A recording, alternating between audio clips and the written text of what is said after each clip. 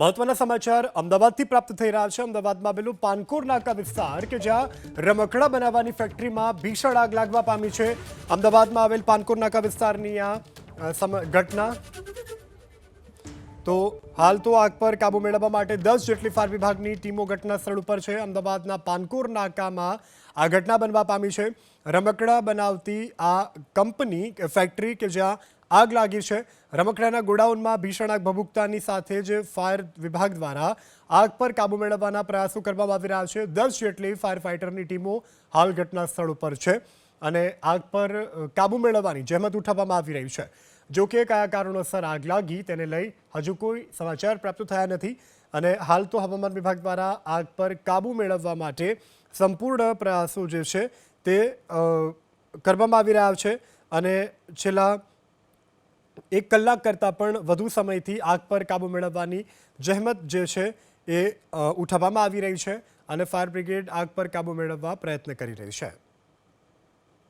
Ahmedabad fire and emergency services ડિપાર્ટમેન્ટના fire control રૂમને call મળતા 10 થી 15 ગાડીઓ 3 દરવાજા પાસે જુમા મસ્જિદ પાસે જે મિક્સ શોપ છે, રમકડા છે, બંગડી છે, એની અંદર ફાયર ફાઇટિંગ કોલ અમારો ચાલુ છે। ઓપરેશન્સ કંટ્રોલ છે ને સ્મોક વેન્ટિલેશન મેનેજમેન્ટ ધુમાડાની કન્જેસ્ટેડ પ્લેસીસના કારણે નીકળવાની જે જગ્યા છે કન્જેસ્ટેડ પ્લેસીસ છે ઓલમોસ્ટ અંડર કંટ્રોલ છે। ફાયરની ફ્લેમ અને સ્મોક ખાસ કરીને કોઈ જાનહાનિ કે કયા કારણથી આગ લાગી એનું કોઈ પ્રાથમિક કારણ ના ફાયર ઇન્વેસ્ટિગેશન તો FSL રિપોર્ટ આવ્યા પછી ખ્યાલ આવશે પણ જનરલ ઇલેક્ટ્રિકલ ફોલ્ટ હોઈ શકે અને પ્લાસ્ટિક ફાઇબર્સ છે એટલે સ્પ્રેડિંગ બધું થાય ફાયર। અને અન્ય કોઈ દુકાનમાં આગ પડતી ના અત્યારે આ કોમ્પ્લેક્સની ફાયર ફાઇટિંગ અને સ્મોક વેન્ટિલેશન ચાલુ છે। Okay done. તો હાલ તો કયા કારણોસર આગ લાગી તેને લઈ અને કોઈ સમાચાર પ્રાપ્ત થયા નથી પરંતુ ફાયર વિભાગની ટીમ આગ પર કાબુ મેળવવાનો પ્રયત્ન કરી રહી છે અને હાલ જાનહાનિને લઈને પણ કોઈ સમાચાર નથી અને આગ પર કાબુ મેળવવા માટે 10 જેટલી ફાયર વિભાગની ટીમો ઘટના સ્થળ ઉપર છે અને રમકડાનું આ ગોડાઉન કે જ્યાં ભીષણ આગ લાગી છે અને આગનું સ્વરૂપ પણ વિકરાળ હોવાને કારણે 10 જેટલી ફાયર વિભાગની ટીમો ઘટના સ્થળ ઉપર છે।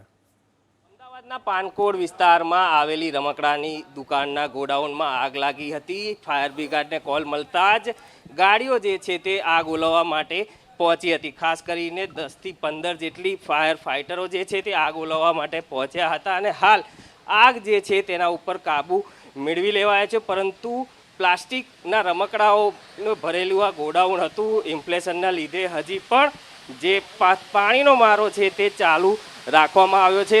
આગ કંટ્રોલમાં આવી ગઈ હોવાની વાત જે છે તે ફાયર બ્રિગેડ દ્વારા કરવામાં આવી રહી છે। જે આગ લાગી છે તેને લઈને ધુમાડો એટલો બધો નીકળી રહ્યો છે કે તેની અંદર જવું ખૂબ જ મુશ્કેલ છે। આ પાણીનો પ્રવાહ જ જોઈને સમજી શકો છો કે અલગ અલગ ફાયર ફાઇટરો દ્વારા જે છે તે હાલ આગ બુઝાવવાનું કામ જે છે તે કરવામાં આવી।